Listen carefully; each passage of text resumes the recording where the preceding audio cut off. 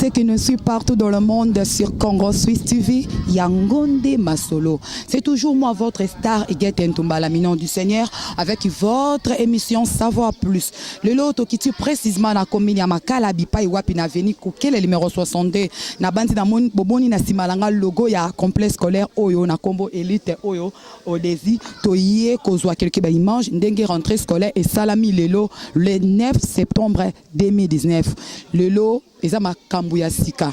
Nani ayaki na nani mwana nini ayeke la cité mama latia mwana uniforme ayaki la akozwa moi éducation na kati ya école ya papa na biso JB Matenda babienda za visionnaire nango to sokota na kati bana kin bana brasa monde entier bomona lelo ndenge bana Congo bazongi rentrée scolaire na bango à suivre toleka tokota na kati tomona maizo sama na kati na école toyeba nani ayaki na nani parce que babilo le ça lundi le 9 septembre 2019 maman nyo se singa tinda mona na kati na école pour avoir éducation toso banda bisika bana bazali bazo sala moi quelques makambo kuna toso kutana quelques personnes au bazali vraiment comme responsable awa de tokoswa na bango maetali école oyo nani aza visionnaire ya école oyo est-ce que ça papa JB Matenda to eza nani nango na passer micro na ngala moko na moko bomona ndenge ni musale salami na kati na complexe scolaire oyo à suivre merci bonjour messieurs bonjour madame OK monsieur to kuto na kati na complexe scolaire oyo tonto yeba yo oza nani awa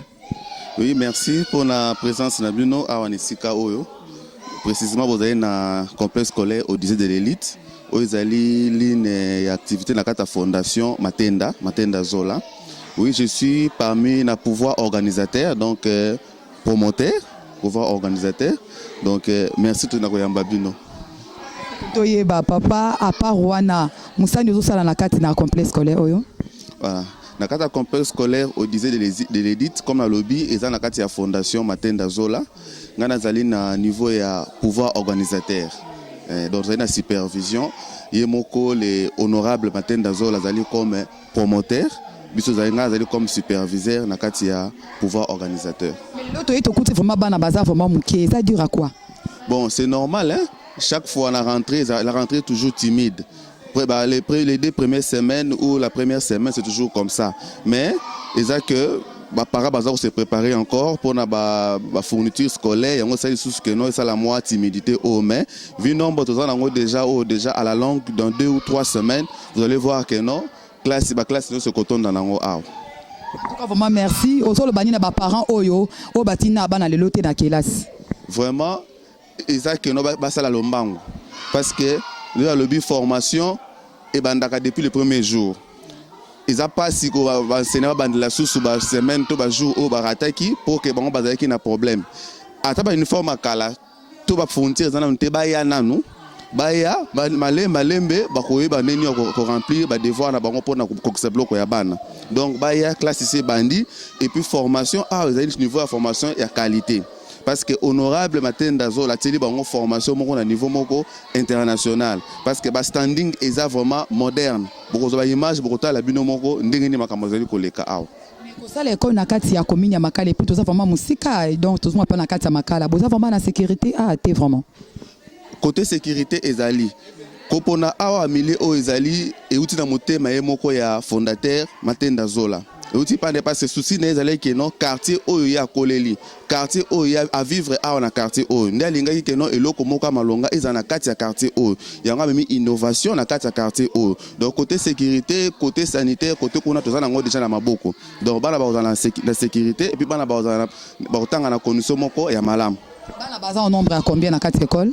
Dans minute où on a plus ou moins plus de 240 élèves inscrits dans minute où on a le bin et bandés à toujours boy. Donc on a plus de 240 élèves. Allez-y comprendre c'est bon se battre les vous allez donc c'est à peu près ça. En tout cas vraiment merci monsieur Mokolo Malamu. Na bandi tozo continuer ba question na soto tuna na zo saluer vraiment honorable JB Matenda passant to komi pa na esika ngolo baki. Bonjour papa. Bonjour madame la journaliste. OK papa kombo na nani? Kombo na ngai Guilhem Poutou. OK papa Guilhem to kutu na kati école ya papa na biso honorable JB Matenda. Tonto eba musani yozo sala na kati na école oyo. Bon ngai nazali chef d'établissement, directeur pédagogique à école complexe scolaire Odyssée de l'élite. En tant que directeur ozolo banini pona mokolelo ndenge to kuti bana forma ba yete za suite à nini? Bon, moni ezali coutume ya ba commune na biso. Comme premier jour il y a rentrée scolaire, ba parents mingi bazo bomba mwa bana bazo observer. Mais je crois que Korom est atteint parce que dans les cinquantaines d'élèves baza déjà prêt. Mais tu qui paraît que na kati école na bino OK ba sali pese ma wanje que ba bana misu ba otango fini to yokaki. Oui, bien sûr parce que eza asbel. Donc wana tozo saluer monsieur JP Matenda, Jean-Baptiste Matenda en passant. Donc à saler loko sous forme ya asbel. Pona kosunga donc comme à viva pe na quartier a poussani pene na ba parents pona ko aider bango pona ko scolariser ba bana.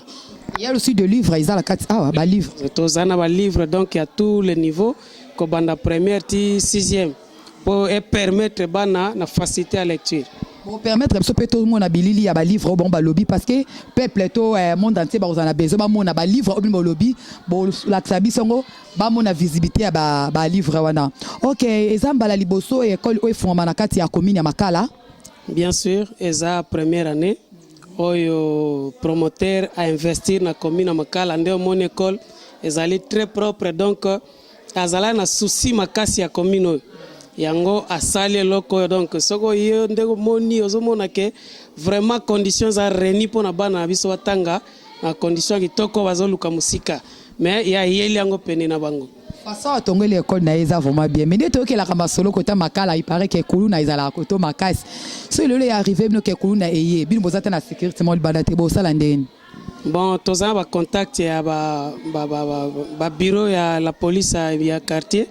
Donc tout soir va contact bango pesa contact na biso une fois moi quelque chose de salemi directement bazali interpeller mais je crois pas que ça parce que sécurité na biso za bakasi lobini ni pona bana o lelo ba commune na kela cité bon ba comité ba parents bino ba parents boko landa biso na ba image donc to sengi na bino vraiment bo scolariser bana bo bomba bana na banda côté parce que soko bombi mwana na ndako atangi te lobby akosimba machette parce que a retrouver un avenir nae donc avenir ya mwana ezali betude il faut atanga et betude dango pe il faut na une bonne école oyo formation malamu ezali mais biso tozali wana pona servir bango formation.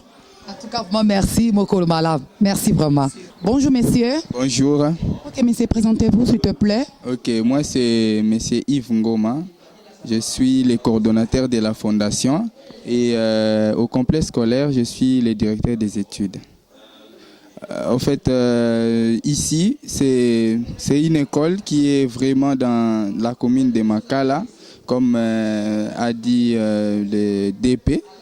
C'est une commune que les promoteurs portent dans son cœur et voilà pourquoi il a amené une école, que moi j'appelle une école de la Gombe, ici dans la commune de Makala.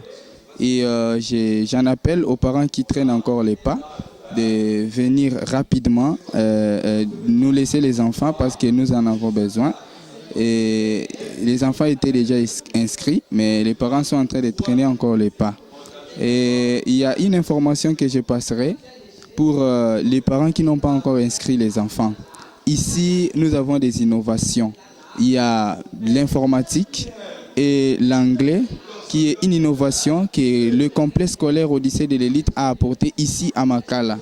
Et jusqu'ici, nous sommes les seuls à organiser ce genre de formation. C'est-à-dire, un enfant qui est déjà à l'école primaire, il vous parle anglais, il vous travaille l'informatique comme pas possible.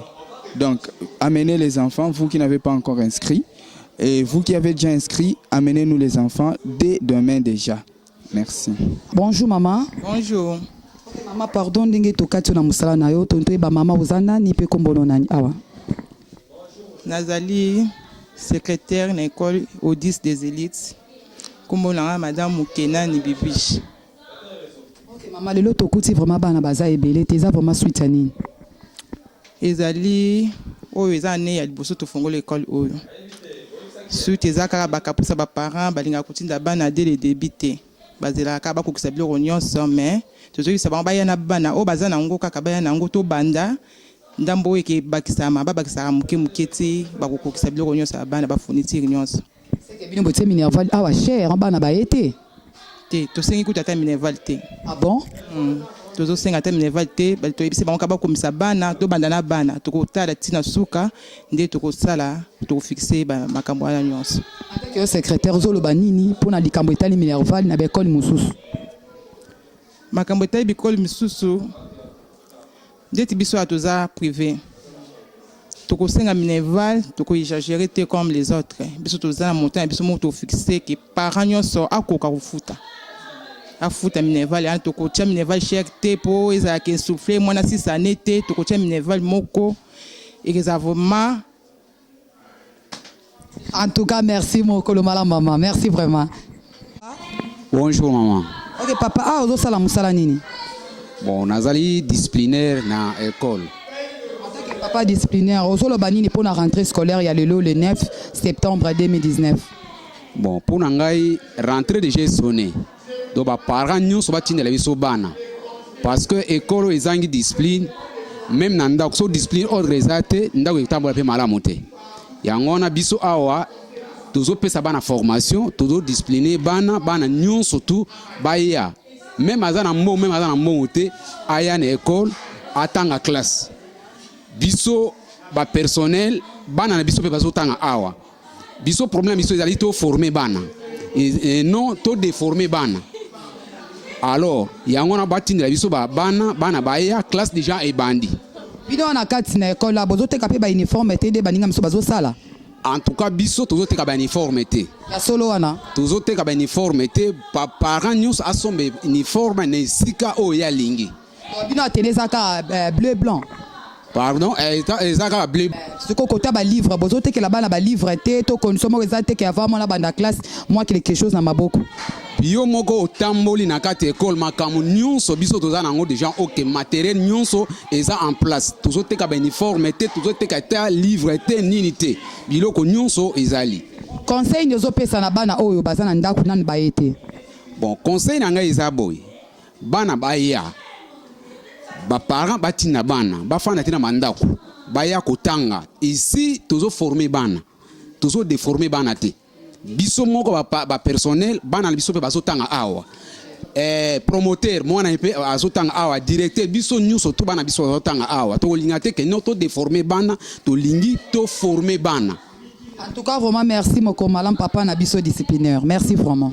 Chaque mwana azali na livre ne afungoli na page concernée pour ete bana bazala na rapidité à kotanga. Donc toza ba livre oyo pona degré terminal. Donc degré terminal ba livre na bango zai misu c'est en carton. Ah toza ba livre ya degré moyen. Donc ba livre na bango zali à lecture ba conjugaison ndingo zo mona pe awa ezali pona chaque mwana ba komi na leçon na bazali na facilité ba fungo na page oyo enseignant kotangisa bango. Donc ba livre zali a ba matériel didactique so ki toko ko kende sou plus loin kotoyo conjugaison modèle na biso yangoyo. Donc ezali pona ko permettre bana ko tanga conjugaison ko conjuguer. Donc eza chaque mois na livre na seto komi na leçon na awa lolenge na lobaki tozali na mois dépôt na biso ya ba matériel didactique par image na ko exemple soki tozali na cours ya science anatomie. Mais salinga tangisa par exemple le corps humain à kozwa ba image ya tiango na tableau donc nombre ya classe nombre ba image par leçon.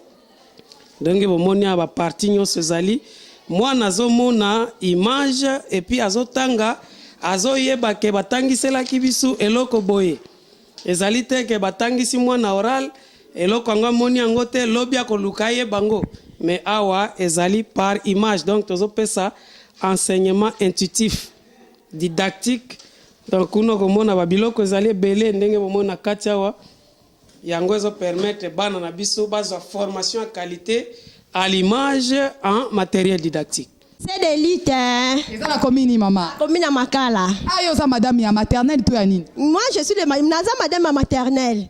Maman to sepeli comment on vraiment. Ilo bani ezali pour na bana o na ba yete na o ba fa na banda pour ba parents na bango. Bana ba ya ebele pour formation moko awa eza école moko ta Makala ko pesa bana formation qui to boy anglais informatique vraiment chic. En tout cas merci madame to facile na madame Mususu.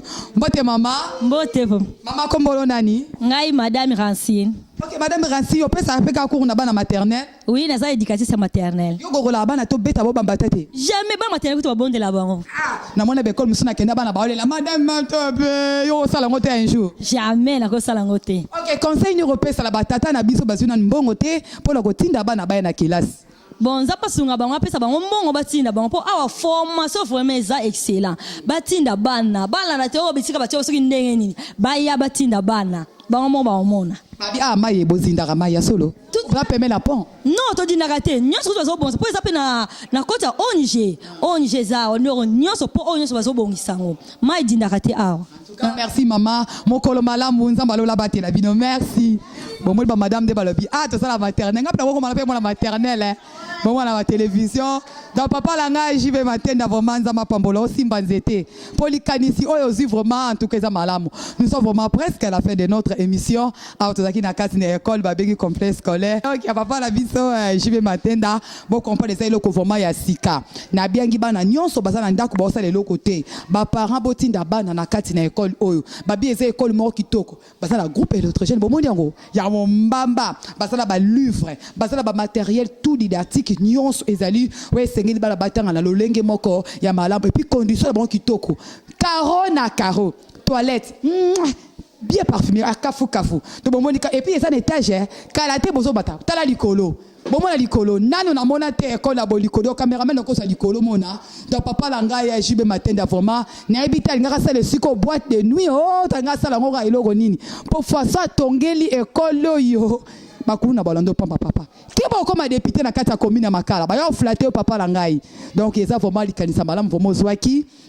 Na pesi vraiment merci le lenge boyamba ki biso bayembi biso pa kitoko papa langa jibe matende bisiko zali vraiment au monde musala esengeli maître John papa langai tala le lenge condition bala bazotanga TikTok bakita plastique ya sika ba groupe électro mai pompe pezali puis pompe po kitoko po bana ba utina musika ba ya directement kotanga atambula balobi bala bakokota bakotanga kelas yo vanisi mwana ndako ozela nini minerva les alango na se na bosani kute babi ba orpheline ezalango free wa ebi english te na lingana lobi eza ofele na pesi vraiment merci na o asimba ki caméra pour te monsieur le kakitoko boy notre pasteur Ezekiel Mutanjiri na pesi merci mingi na ba technicien nyonso ko banda na Eric Monstre Bisco Zali ndenga zuli likanisi ya kosala ete papa na biso JB matenda asala eloko kitoko beza vraiment makamuka ya nzambe merci na maître John merci maman na ngai Ani Bisco Zali vraiment merci to komi na suka émission na biso soki yeso azongi te to kokuta na lisusu à la prochaine occasion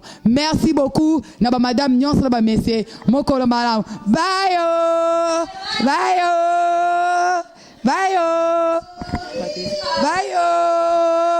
bye